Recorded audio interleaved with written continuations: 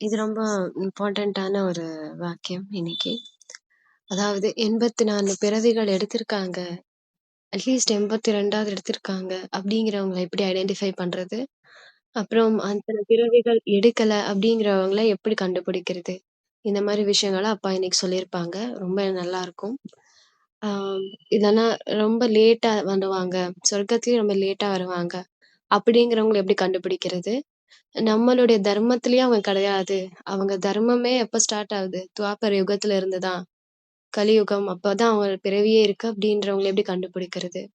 அப்படிங்கிறத அப்பா சொல்லியிருப்பாங்க. அப்புறம் என்னுடைய ஒரே ரசனையில இருக்கிற குழந்தைகள் தான் அதுதான் அந்த குழந்தைகளால தான் எல்லா விஷயத்தையும் 4 பாடத்தையும் ஒழுங்கா பண்ண முடியும். அப்படிங்கிறதையும் அப்பா சொல்லியிருப்பாங்க. ரொம்ப கீ பாயிண்ட்ட இன்னைக்கு சொல்லியிருப்பாங்க. நம்மளோட முழு அ பிராக்டிஸுமே கரெக்ட்டா போதா இல்லையான்றத இத வச்சு கண்டுபிடிக்கலாம். அந்த கீ பாயிண்ட் இன்னைக்கு இருக்கு. ஃபர்ஸ்ட்டு இது பார்ப்போம். இனிமையான குழந்தைகளே! ஆரம்பத்திலிருந்து யார் பக்தி செய்தார்களோ, 84 பிறவிகள் எடுத்தார்களோ, அவர்கள் உங்களுடைய ஞானத்தை மிகவும் ரசனையோடு கேட்பார்கள். சைகை மூலமாகவே புரிந்து கொள்வார்கள். ஒரு டக்குன்னு அவங்களுக்கு வந்து பத்திக்கும். அந்த ஞானம் வந்து அவங்களுக்கு தெரிஞ்சிரும். நீங்களும் கூட அப்படிதான் வந்து பிராமணனா இருப்பீங்க. நம்ம அப்படிதான் வந்து ஒவ்வொரு விஷயமும் புரிய வைக்கும்போது, டக்குன்னு இது வந்து புரிஞ்சு ஒரு பயங்கரமான ஒரு ஆனந்தம் வரும். சைகை மூலமாகவே புரிஞ்சுப்பாங்க அப்படின்னா, வெறும் சைகை கிடையாது. சின்னதா ஒரு ஹிண்ட் குடுத்தாலே அவங்களுக்கு போதும். ஆமா இதுதான் உண்மை. அப்படின்னு அவங்களுக்கு வந்து புரிஞ்சிரும். தேவி கேள்வி தேவி தேவதை வம்சத்தின் நெருக்கத்தில் வரக்கூடிய மற்றும் தூரத்தில் வரக்கூடிய ஆத்மாவை எவ்வாறு கண்டறிந்து கொள்வது? தூரத்துல வருவாங்க. அவங்க அந்த அளவுக்கு ஒரு ஞானத்துல வரமாட்டாங்கன்றத எப்படி தெரிஞ்சுக்கிறது? இது எதுக்கு நம்ம தெரிஞ்சுக்கணும்? யார் எப்படி இருந்தா என்னன்னு அப்பா சொல்றாங்க. எதுக்கு நம்ம எப்படி கண்டறிஞ்சுக்கணும்? எதுக்காக அப்டின்னா, நம்ம கவனமா இருக்கணும். யார் யார்கிட்ட எவ்ளோ புரிதல் இருக்கு? யார் யார்கிட்ட எப்படி பழகணும்னு தெரியணும். அதுக்காக தான் நம்ம தெரிஞ்சுக்கணும். சரிங்களா? யாரு சத்தியுகத்துல வந்தா என்ன? எப்படி வந்தா நமக்கு என்னன்னு அப்பா சொல்லுவாங்க. ஆனாலும், இப்ப எதுக்கு நீ கண்டறிஞ்சுக்கணும் அப்பா சொல்றாங்க? இத நம்ம யோசிக்கணும். அப்போ நல்ல ஞானம் தாரணை ஆகுது. நல்ல ஒரு பக்குவம் இருக்குன்னா, அவங்க கிட்ட உங்களுடைய ஏதாச்சும் ஒரு தேவை இருக்கா? ஏதாவது ஒரு டவுட் இருக்குன்னா, அவங்க கிட்ட கேட்கலாம். அவங்க கிட்ட புரிய வைக்கணும் அப்டின்னா, அவங்க கிட்ட அந்த சூழ்நிலையில ஹெல்ப் கேட்கலாம். சேவைக்காக ஹெல்ப்லாம் கேட்டுக்கலாம். சரிங்களா? அதுக்காக தான் அப்பா வந்து கண்டறியணும் அப்டிங்கிற விஷயம் இங்க முக்கியம். இந்த ஆத்மாவுக்கு இவ்வளோ தான் ஞானம் தாரணை ஆகுது அப்டிங்கிறது தெரிஞ்சிரும். அப்போ இந்த ஆத்மாக்கள் அ துவாப் அ திரேதா யுகத்துல வருவாங்க அப்டிங்கிறது நமக்கு தெரியுது அப்டின்னா, நம்ம கொஞ்சம் சரி இவங்களுக்கு புரிதல் இவ்வளோ தான். அப்ப நம்ம இவங்க கிட்ட இவ்ளோ விஷயங்கள் ஷேர் பண்ணக்கூடாது. பிரசன்ட் இப்போ கரண்ட்ல நம்ம இருக்கிற எவ்ரி டேக்கு சொல்றாங்க அப்பா சரிங்களா? அதுக்காக தான் நம்ம கண்டறிஞ்சுக்கணும். மத்தபடி யாருடைய முயற்சியும் நம்ம பார்க்கணும்னு அவசியம் இல்ல. நம்ம யாரையும் கிண்டல் பண்ண போறதில்ல. இல்ல மனசளவுல கூட நம்ம வந்து இவங்க இவ்வளோதானா அப்படின்னு அவங்கள பத்தி லோவா நினைக்கக்கூடாது. ஏன்னா யாரு எப்படி முயற்சி பண்றாங்கன்னு நமக்கு தெரியாது. இவ்வளோதான் நினைக்கிறாங்களா? இவ்வளோதான் பண்றாங்களா? அப்படின்னு யோசிச்சா அவங்க தான் நாளைக்கு கூட ஒரு நல்ல முயற்சியாளர் கூட கூட இருக்கலாம் அவங்க. அதையும் நம்ம நோட் பண்ணிக்கணும். அதுக்காக தான் நம்ம தெரிஞ்சுக்கணும். பதில் பாருங்க. யார் உங்களுடைய தேவதை வம்சத்தை சேர்ந்த ஆத்மாக்களோ, அவர்கள் ஞானத்தின் எல்லா விஷயங்களையும் கேட்டவுடன் புரிந்து கொள்வார்கள். அவர்கள் குழப்பமடைய மாட்டார்கள். இதான் ரொம்ப முக்கியமான விஷயம். குழப்பிக்க மாட்டாங்க. தெளிவா இருப்பாங்க. இதுதான் ஞானம் அப்படின்னு. அவர்கள் குழப்பமடைய மாட்டார்கள். எவ்வளவு அதிக பக்தி செய்துள்ளார்களோ, அவ்வளவு அதிகமாக கேட்பதற்கு ஆர்வமாக இருப்பார்கள். ரொம்ப முக்கியமான விஷயம். அவங்க ரொம்ப ஆர்வமா இருப்பாங்க. ஞானம் நல்லா புரியும். நல்லா ஆர்வமா இருப்பாங்க.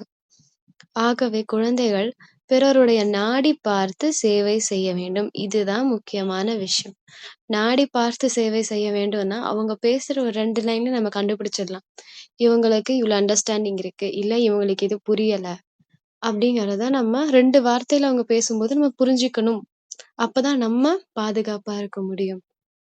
மத்த ஆத்மாக்கள். தேவதை அவங்க வந்து பிகேஸா இருந்தாலும் சரி, நம்ம ரொம்ப அவங்ககிட்ட வந்து சொல்லிட்டு அட்டாச்டா இருந்துட்டு, அப்படி இருக்கக்கூடாது. சேவை செய்றதும் சேவை செய்ய வேண்டும்னா, அப்படி பழக்கவழக்கம் வச்சுக்கிறதே ஒரு சேவை தான். நம்ம பழக்கவழக்கம் பிகேஸோட பழக்கவழக்கம் வைக்கும்போதே, ஆத்ம உணர்வு ஏற்படும். அ ஞானத்த பத்தி பேசும்பொழுது ஆத்ம உணர்வு ஏற்படும். அதுவே ஒரு சேவை தான். ஆனால், அ தேவையில்லாத ஆத்மாக்கள் கிட்ட போய் சிக்கிக்காதீங்க. அவங்க தானா அப்புறமா மாறிக்குவாங்க. அவங்களோட ஏதாச்சும் ஒரு குணங்கள் இருந்துச்சு அப்படின்னு அவகுணங்கள் இருந்துச்சுன்னா, அவங்க மாறிக்குவாங்க. நீங்க போய் சிக்கிக்காதீங்கன்னு அப்பா சொல்ல வராங்க. புரியுதுங்களா? இத நம்ம புரிஞ்சுக்கணும். இதெல்லாம் அப்பா டைரக்ட்டா சொல்ல மாட்டாங்க. ஏன்னா எல்லாருமே குழந்தைங்கல்ல. எல்லாமே அப்பாவோட குழந்தைகள். அவங்க வந்து இந்த குழந்தை கூட நீ சேராதன்னு எப்படி அப்பா டைரக்ட்டா முறையில சொல்ல முடியும்? அப்ப ஹர்ட் ஆவாங்க இல்லையா? ஸோ நம்மளா புரிஞ்சுக்கணும். அவங்கள திருத்துறதுமே வந்து அ அப்பாவுடைய வேல தான். அது அவங்கள திருத்துறது அவங்களுடைய கடமையும் கூட அப்பாவுடைய வேலை தான். ஸோ நம்ம அதுல போ வேண்டாம். நம்ம நம்மள பாதுகாத்து வச்சுக்கணும். ஆன்மீக தந்தை வந்து ஆன்மீக குழந்தைகளுக்கு புரிய வைக்கின்றார். ஆன்மீக தந்தை நிராகாரமாக இருக்கின்றார். இந்த சரீரத்தின் மூலம் புரிய வைக்கின்றார். எந்த சரீரம்? பிரம்மாவின் சரீரத்தின் மூலம். நாம் ஆத்மாக்கள் நிராகாரமாக இருக்கின்றோம். நிராகாரி நமக்கு வந்து எந்த உடலும் கிடையாது. இந்த பாயிண்ட்ஸ் எல்லாம் நமக்கு தெரிஞ்ச பாயிண்ட்ஸ்.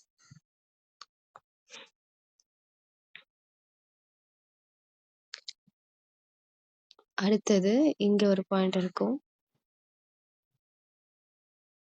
84 பிறவிகள் அனைவரும் எடுப்பதில்லை எனவும் நீங்கள் புரிந்துள்ளீர்கள். இவர்கள் 84 பிறவிகள் எடுப்பவர்களா அல்லது 10, 20 பிறவிகள் எடுப்பவர்களா என எப்படி தெரியும்? யார் ஆரம்பம் முதல் அதிக பக்தி செய்தனரோ அவர்களுக்கு அதற்கான பலனும் மிக விரைவாக, நல்லதாக கிடைக்கும் என குழந்தைகள் புரிந்துள்ளீர்கள். நல்ல பக்தி பண்றவங்க ரொம்ப உருகி உருகி பக்தி பண்ணுவாங்க இல்லையா? அப்போ அவங்களோட தேடல், அவங்களோட எண்ணம், அவங்க ஃபோக்கஸ் முழுக்க முழுக்க இறைவனோடயே இருக்கும். இறைவன அடையணும், நான் யாருன்னு தெரிஞ்சுக்கணும், இது என்ன வாழ்க்கைன்ற ஃபோக்கஸ் முழுக்க முழுக்க அவங்களுக்கு பல பிறவிகளா அதுல இருக்கும். அப்ப இங்க வரும்பொழுது அவங்களுக்கு அந்த ஃபோக்கஸ், அந்த தாகத்துக்கான தண்ணி கிடைச்ச மாரி இருக்கும். அதனால தான் அவங்களுக்கு டக்குன்னு புரியுது. சரிங்களா? இல்லன்னா அவங்களுக்கு டக்குன்னு புரியாது. அந்த ஃபோக்கஸ் அவங்களுக்கு பல பிறவிகளா இல்லன்னா, இப்ப அவங்களுக்கு புரியாது. அதே ஃபோக்கஸ்ல இருக்கிறதுனால, இப்பயும் அதே ஃபோக்கஸ்ல டக்குன்னு புரிஞ்சு, டக்குன்னு சந்தோஷமாயிடுறாங்க. அவர்களுக்கு அதற்கான பலனும் மிக விரைவாக, நல்லதாக கிடைக்கும் என குழந்தைகள் புரிந்துள்ளீர்கள். மிக தாமதமாக, குறைவாக பக்தி செய்திருந்தால், பலனும் அந்த அளவு குறைவாக, தாமதமாக கிடைக்கும். தாமதமாகத்தான் அவங்களுக்கு கிடைக்கும். ரொம்பவே அவங்க அவ்வளவா புரிஞ்சுக்கவும் மாட்டாங்க. இதனை பாபா சேவை செய்யும் குழந்தைகளுக்கு புரிய வைக்கின்றார். சேவை செய்யும் குழந்தைகளுக்கு புரிய வைக்கின்றார். கேளுங்கள். நீங்கள் பாரதவாசி தானே? தேவி தேவதைகளை ஏற்கின்றீர்கள் தானே? பாரதத்தில் லக்ஷ்மி நாராயணர் ஆட்சி இருந்தது. இந்த மாரி சொல்லி நீங்க வந்து சேவைய ஆரம்பிக்கலாம் அப்படின்னு அப்பா சொல்றாங்க. இந்த மாரி கேள்வி கேளுங்க. ரொம்ப சாதாரணமா கேள்வி கேட்டு நம்மளோட ஞானத்த புரிய வைக்க ஆரம்பிக்கலாம் அப்படின்னு அப்பா சொல்றாங்க. யார் 84 பிறவிகள் எடுப்பார்களோ, ஆரம்பம் முதல் பக்தி செய்கிறார்களோ அவர்கள் உடனே புரிந்து கொள்வார்கள். உண்மையிலேயே ஆதி சனாதன தேவதை தர்மம் இருந்தது என்பதை ரசனையோடு கேட்பார்கள். இந்த ரசனைன்றது தான் முக்கியம். லௌகிக்கத்துல சொல்லுவாங்கல்ல, ஒரு பேஷன் இருக்கணும் உங்களுக்கு ஒரு வேலையில. ஒரு இன்ட்ரெஸ்ட் இருக்கணும். கடமையேன்னு செய்யக்கூடாது சொல்லுவாங்கல்ல. அதுதான் ரசனையோட பண்ணணும். எதா இருந்தாலும் ரசிச்சு ரொம்ப அன்பா பண்ணணும். அந்த மாரி சொல்றாங்க.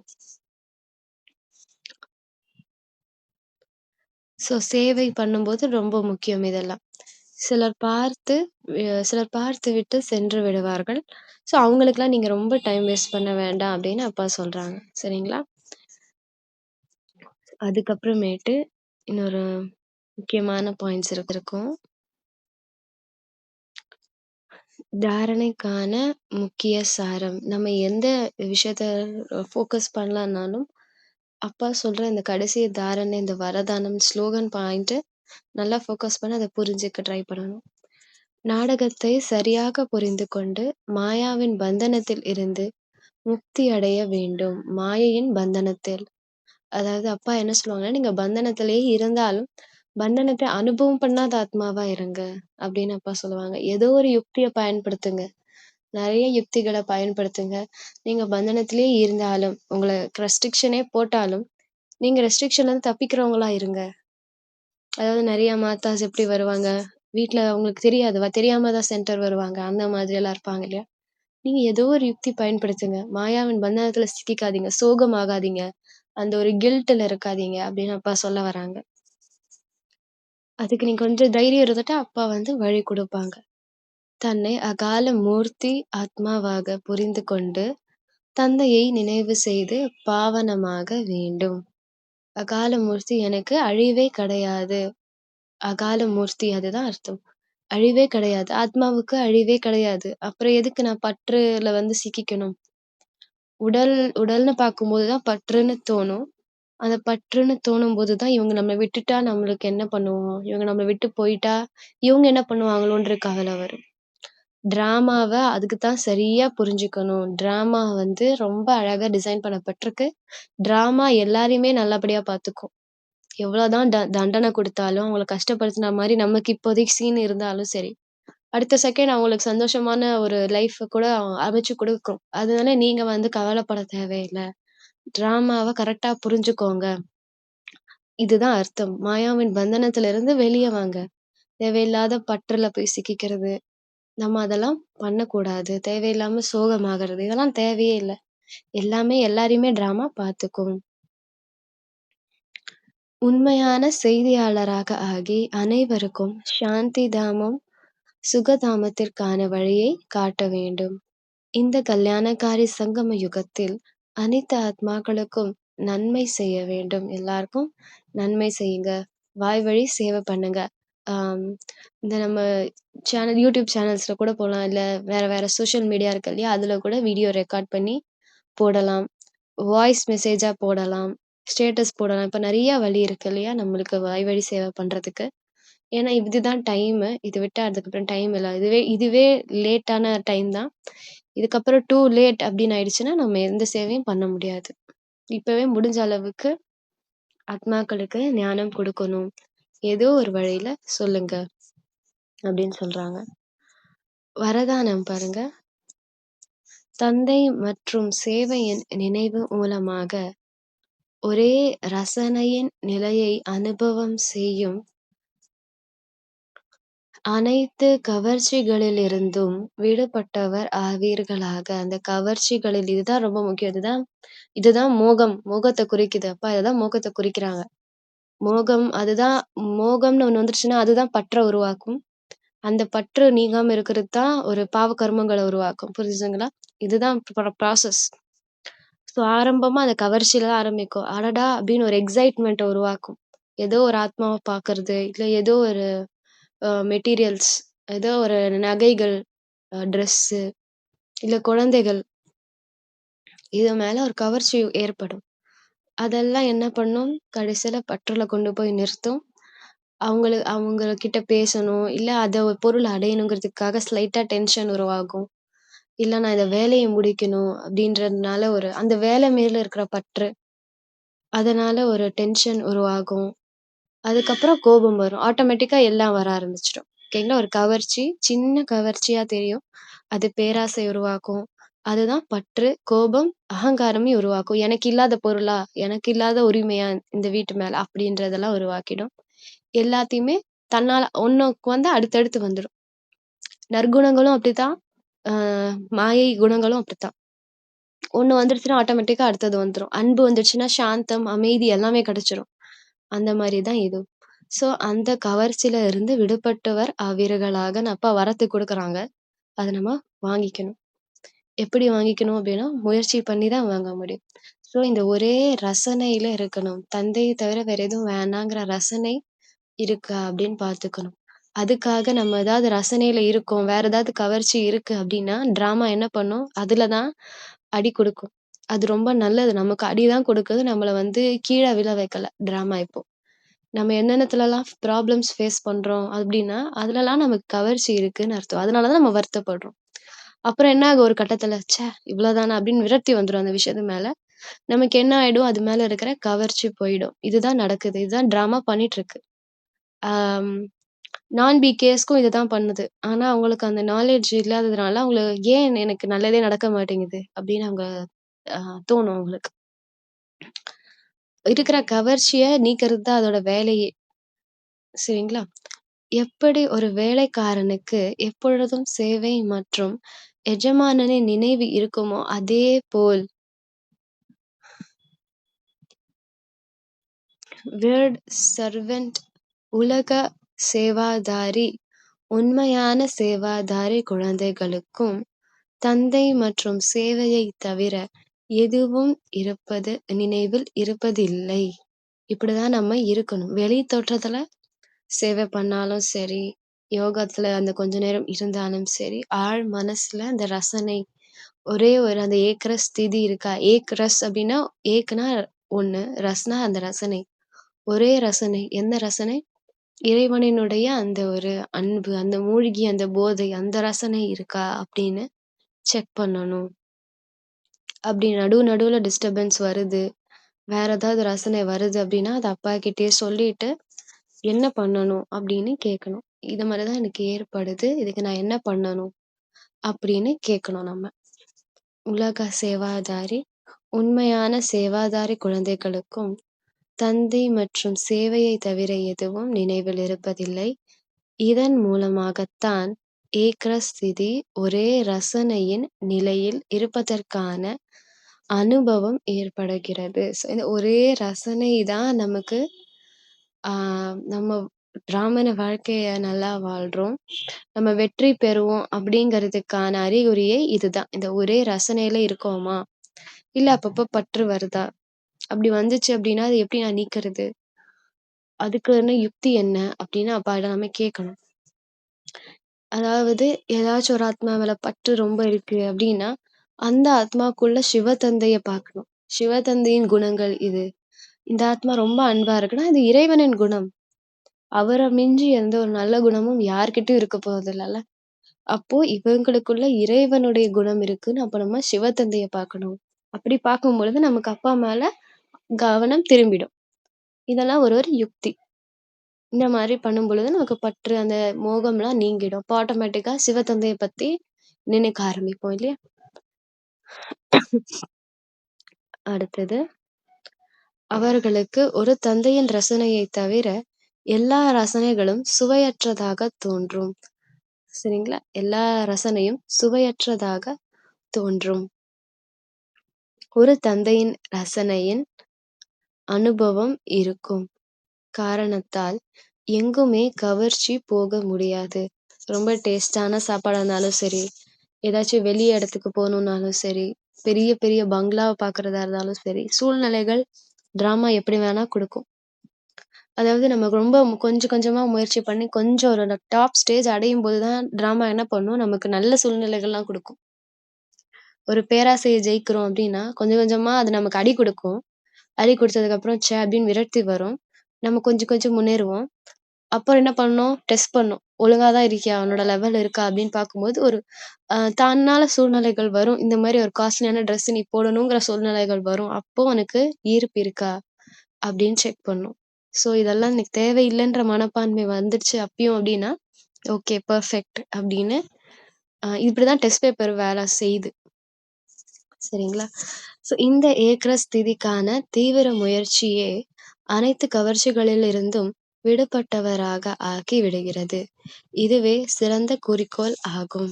ஸ்லோகன் சில டைம்ஸ் நமக்கு எந்த கவர்ச்சியும் இருக்கக்கூடாது அப்படிங்கிறதுக்காக என்ன ஆகும்னா, ரொம்ப ரொம்ப ஸ்ட்ரெஸ் பண்ணிக்கிற மாரி, நம்மளே எதுவுமே இல்லாத மாரி பிளாங்க்கா இருக்கும். எம்ப்டியா இருக்கும். இறைவனுடைய வழிப்படி நடப்போம்.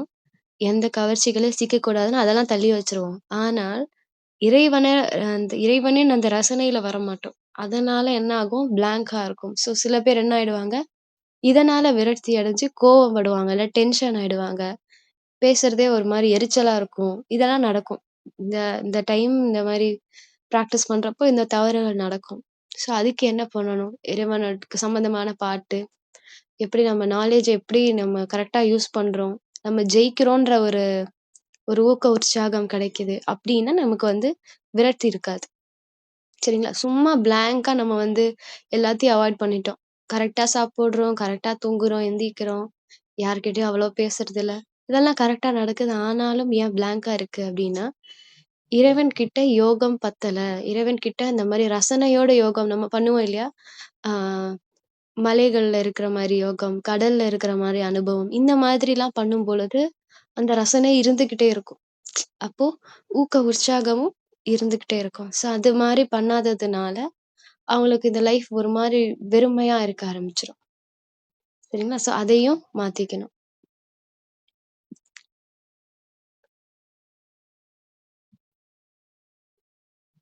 ம். ஸ்லோகன் நாசூக்கான நிலைமைகளின் பரீட்சைகளிலிரு பரீட்சைகளில் தேர்ச்சி பெற வேண்டுமென்றால், தங்களின் சுபாவத்தை சக்திசாலி ஆக்கிக் கொள்ளுங்கள். நாசூக்கா இருக்கணும்.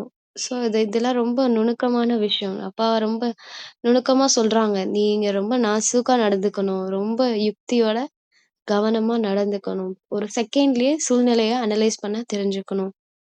அதுலலாம் நீங்க வெற்றி பெறணும் அப்டின்னா, உங்களோட சுபாவத்தையும் ரொம்ப சக்திசாலியா ஆக்கிக்கோங்க. நல்ல யோகத்துல இருங்க.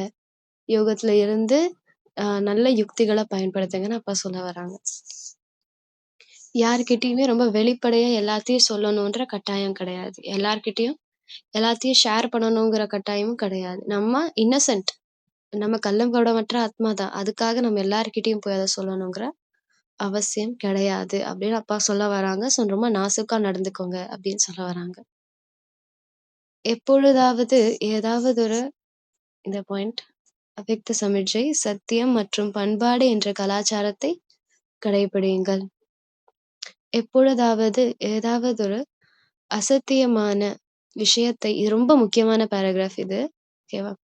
அசத்தியமான விஷயத்தை பார்க்கிறீர்கள் அல்லது கேட்கிறீர்கள் என்றால், அசத்தியத்தை வாயு மண்டலத்தில் பரப்பாதீர்கள். யாரோ ஏதோ தப்பு பண்றாங்க. ஏதோ பிகவா கூட இருக்கலாம். அத பத்தி நீங்க ஏன் பரப்புறீங்க? இவங்க இப்படி செய்றாங்க தெரியுமா? அப்படின்னு சொல்றது கூட வாயு மண்டலத்துல நெகட்டிவிட்டிய பரப்புறது.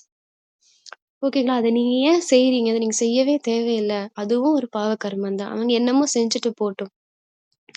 அந்த குணங்கள் பார்க்குறீங்களா, அத உள்ளடக்கிக்கோங்க. அவ்வளோதான். அத ஒரு பெரிய விஷயமா எடுத்துக்காதீங்க. ஏன்னா, அப்படி நம்ம நெனைக்கும்போது அந்த எண்ணமும் என்ன ஆகுது? பரவுது. நம்ம ஆத்ம ஸ்திதியில இருந்துட்டு பரப்புறோம்னா, இன்னும் நல்லா பரவும். அப்ப இன்னும் நம்ம என்ன பண்றோம்? நல்லது பண்றோமா? பாவத்த சம்பாதிக்கிறோமா? நுணுக்கமா? அதான் சொல்றாங்க இல்லையா? அப்பா இப்ப தானே சொன்னாங்க, நாசூக்கா நடந்துக்கோன்னு. இதுவும் அந்த விஷயத்துல ஒண்ணு. ஸோ நாசூக்கா அப்படி பார்த்தோம்னா, நம்ம இன்னும் பாவம் தானே சம்பாதிக்கிறோம். அந்த வைப்ரேஷன் இன்னும் பரவும் இல்லையா? அவங்கள பத்தி நெகட்டிவிட்டி இன்னும் பரவும். அதுதான். அதான் பண்ணாதீங்க அப்படின்னு அப்பா சொல்ல வராங்க. ஒரு சிலர் கூறுகின்றனர், "இது பாவ செயலாகும் அல்லவா? இதெல்லாம் தப்பு தானே! பாவ செயலை பார்க்கப் பொறுப்பதில்லை என்று." நம்ம இப்ப நீங்க போராளிலாம் ஆக தேவையில்ல. போராட்டம் பண்ண தேவையில்ல. அப்படின்னு அப்பா சொல்ல வராங்க. நீங்க அத மாரிலாம் சொல்ல தேவையே கிடையாது. இது எவ்ளோ பெரிய தப்பு அப்படிங்கிறாங்க. இவ்ளோ பெரிய சீனியரா இருந்துட்டு இவ்ளோ பெரிய தப்பு பண்றாங்களே! சிச்சுவேஷன்ஸ் அப்படிலாம் நம்ம பார்ப்போம். அதுக்காக நம்ம அத விஸ்தாரமா சொல்லணுங்கிற அவசியம் இல்ல. அததான் அப்பா சொல்ல வராங்க. அசத்தியத்தின் விஷயங்களை பரப்புவது இது கூட பாவம் ஆகும். லௌகீக குடும்பத்தில் கூட இது போல ஏதாவதொரு விஷயம் பார்க்கப்படுகிறது அல்லது கேட்கப்படுகிறது என்றால், அது பரப்பப்படுவதில்லை. அத பெரிய விஷயமா சொல்றது இல்லையே நீங்க. லௌகிகத்துல நடக்குது இந்த மாரி. அவங்க இப்படிதான். இல்ல ஏதோ ஒண்ணு அப்படின்னு விட்டுருவீங்க. கரெக்ட்டா? இவங்க இந்த மாரி தான் தப்பு பண்றாங்க. இவங்க இந்த மாரி தான் பேசுவாங்க, பொறாமைப்படுவாங்க. இல்ல நம்ம ஞானத்துல இருக்கிறத இவங்க இந்த மாரி தான் திட்டுவாங்கன்னு நீங்க அத கண்டுக்கிறது இல்ல. இத மட்டும் நீங்க ஏன் கண்டுக்கிறீங்க? ஏன் இவங்க ஏன் இன்னும் பெர்ஃபெக்ட்டா இருக்கணும்னு நீங்க ஏன் ஆசைப்படுறீங்க? எதிர்பார்க்குறீங்க? கண்டுக்காதீங்க. அதையும் விட்டுருங்க. அவங்களே நான் மாத்தி காட்டுவேன். அவங்களையும் மாறுவாங்கன்னு அப்பா சொல்றாங்க. ஏன்னா அதுவும் சிவ தந்தையோட குழந்தை. சாதாரண குழந்தை இல்ல அதுவும். ஸோ நீங்க இவ்ளோ பெரிய பாவம் பண்றாங்களேன்னு சொல்ல வேண்டாம். ஓகேங்களா? அதே மாரி லௌகீகத்திலயும் இதேதான். இந்த மாரி பண்றாங்கன்னு உங்க ஃபேமிலி மெம்பர்ஸ்குள்ளேயே போய் சொல்லிக்காதீங்க. பரப்பாதீங்க. அவங்களே உங்ககிட்ட புலம்புனாலும், "அப்படியா? ஓகே." அப்படின்னு இருக்கணும். அது எப்ப வரும்? சும்மாலாம் வராது. யோக சக்தி இருக்கும்போது தான் வரும். கேட்டும் கேட்காத நிலை சாதாரணமாலாம் வராது. நம்மளும் கேட்கறதுக்கு ஏத்த மாரி பேசணும்னு தான் தோணும். யோக சக்தி இருந்தா தான் அந்த நிலை வரும். சரிங்களா? ஒரு 2 மணி நேரமாவது அந்த மாரி யோகா பண்ணா தான் அதுக்கேத்த மாரி நம்ம கேட்டும் கேட்காத மாரி, பார்த்தும் பார்க்காத மாதிரி இருக்க முடியும். அவங்களே புலம்புனா கூட எவ்ளோ நேரம் அவங்க புலம்புனாலும், அப்படியே ஓகே. அவங்க கோவத்தோட புலம்புனா உங்களுக்கு கோவம் அனுபவம் ஆவாது. அவங்க சந்தோஷமா ரொம்ப உற்சாகமா ஏதோ சொல்றாங்க. ஏதோ நெறையா ஏதோ பொருள் வாங்கிட்டேன், இவ்ளோ விஷயங்கள் வாங்கிட்டேன்னு அவங்க ஒரு எல்லைக்குட்பட்ட ஆசையில சொன்னாலும் உங்களுக்கு அந்த ஆசை அனுபவம் ஆகாது. அவங்க விரக்தியில பேசினாலும் உங்களுக்கு அந்த விரக்தி அனுபவம் ஆகாது. நீங்க ஒரு அந்த ஏக்குற ஸ்திதியில இருக்கும்போது தான் இதெல்லாம் வரும். ஸோ அப்பா நம்மகிட்ட இருந்து இத தான் எதிர்பார்க்குறாங்க. நம்மளும் பண்ணுவோம். பட் ஃபுல் டைம் அந்த மாரி இருக்காது. ஸோ அந்த ஃபுல் டைம் அனுபவம் பண்ணணும். இதே நிலையில நம்ம இருக்கணும். புரியுதுங்களா? ஆ. ஸோ அடுத்து பாருங்க. காதால் கேட்டார்கள் மற்றும் உள்ளத்தில் மறைத்து விட்டார்கள். இந்த மாதிரி இருங்க. யாராவது வீணான விஷயங்களை பரப்பும் காரியங்கள் செய்கிறார்கள் என்றால், இந்த சிறு சிறு பாவங்கள் பறக்கும் கலையின் அனுபவத்தை நீக்கிவிடுகிறது. நம்ம ஈஸியா டைவர்ட் ஆயிடுறோம், டிஸ்ட்ராக்ட் ஆயிடுறோம். ஆகவே இந்த கர்மங்களின் ஆழமான வேகத்தை புரிந்து ஆழமான வேகத்தை புரிந்து, உண்மையான ரூபத்தில் சத்தியத்தின் சக்தியை தாரணை செய்யுங்கள். சத்தியத்தின் சக்தி இப்படிதான் இருக்கணும் அப்படிங்கிற அந்த சத்தியம் இருக்கு இல்லையா? அத தாரணை பண்ணுங்க. எவ்வளோ நாள் இப்படியே இருக்க போறீங்க? பறக்கும் கலைக்கு போங்க. அப்படின்னா என்ன அர்த்தம்? சின்ன சின்ன பாவங்கள் அப்போ அடுத்த ஒரு 2 செகண்ட் இல்ல ஒரு 2 நிமிஷம் பேசுறோம்னா, அந்த இம்பாக்ட் எவ்வளோ நேரம் இருக்கும்? 2 மணி நேரம் இருக்கும். மறுபடியும் அவங்க அதே மாரி வந்து பேசும்போது, நமக்கு என்ன தோணும்? மறுபடியும் அதே மாரி பேசணும்னு தோணும். ஸோ இது வேண்டாம். ஸோ கர்மங்களின் ஆழமான வேகம். ஸோ கர்மா ரொம்ப ஃபாஸ்ட்டா உருவாயிடுது. அந்த வேகத்த புரிஞ்சுக்கோங்க கொஞ்சம். புரிஞ்சுட்டு நடந்துக்கோங்க. நம்ம பண்ற எஃபோர்ட்ஸ் வேஸ்ட் ஆகக்கூடாது இல்லையா? கஷ்டப்பட்டு அவ்வளோ நேரம் யோகா பண்றோம். யாருக்குமே 1000 கோடி பேர் இருந்தாலும், அதுல வெறும் 5% தான் பிகேஸ். கணக்கு போட்டு பார்த்தா அவ்வளோதான் வரும். 33 கோடி தேவதைகள்னு பார்த்தா, 1000 கோடி எங்க இருக்கு? 33 கோடி எங்க இருக்கு? ஒரு ஒரு 100 கோடி, 1 கோடி கூட 100 கோடி கூட அந்த அளவு பெர்சன்டேஜ எழுப்பாது. ஸோ நம்ம ரொம்ப கம்மியான பெர்சன்டேஜ். இப்ப அதுலயும் இப்போ சில லட்சங்கள் தான் இருக்காங்க பிகேஸ். ஸோ எவ்வளோ கம்மியான மக்கள் இருக்காங்க. அதுலயும் எவ்வளோ கம்மியானவங்க யோகா பண்றாங்க, தாரணை சேவை பண்றாங்க. இதெல்லாம் பண்ணும்பொழுது உங்க எஃபோர்ட்ஸ நீங்க ஏன் வேஸ்ட் பண்றீங்க? வேஸ்ட் பண்ணிக்காதீங்க அப்படின்னு அப்பா சொல்ல வராங்க. இந்தந்த சின்ன சின்ன விஷயங்கள் தான் நாளைக்கு பெரிய பாவ கர்மத்த ஏற்படுத்தும். அப்படின்னு அப்பா சொல்ல வராங்க. ஸோ நம்ம பண்ற எஃபோர்ட் வேஸ்ட் ஆகாம, லீக் ஆகாம பார்த்துக்கணும். இப்படி பண்ணும்பொழுது ஏக்ரஸ் ஒரே ஸ்திதி ஒரே அன்புல மூழ்கி இருக்கும் பொழுது, வேற எதுவுமே ஈடுபாட்டுல வராது. உங்களுக்கு எந்த ஒரு கவர்ச்சியையும் அது ஏற்படுத்தாது. ஸோ அதுக்கு தான் முயற்சி பண்ணணும் அப்படின்னு சொல்ல வராங்க. இந்த ஒரு வார்த்தையில முழு அர்த்தமும் அடங்கிடுது. சரிங்களா? மத்த உலகத்தின் கவர்ச்சின்னு வரும்பொழுது, மத்த எல்லாமே அடங்கிடும். வேற வழி இல்ல. சொந்தக்காரங்க வீட்டுக்கு போணும், எங்கேயோ போணும்னா, அந்த ரசனையே இல்லாம இருந்துச்சுன்னா, உங்களுக்கு எந்தவித பாவ கர்மங்களும் அண்டாது. அவ்வளோதான். ஏக்ரஸ்ன்ற வார்த்தைய மட்டும் ஞாபகம் வச்சுக்கோங்க. இன்னைக்கு. ஓம் சாந்தி. இதுதான் இன்னைக்கு முரளியில இருக்கக்கூடிய அற்புதமான விஷயங்கள். ஓம் சாந்தி.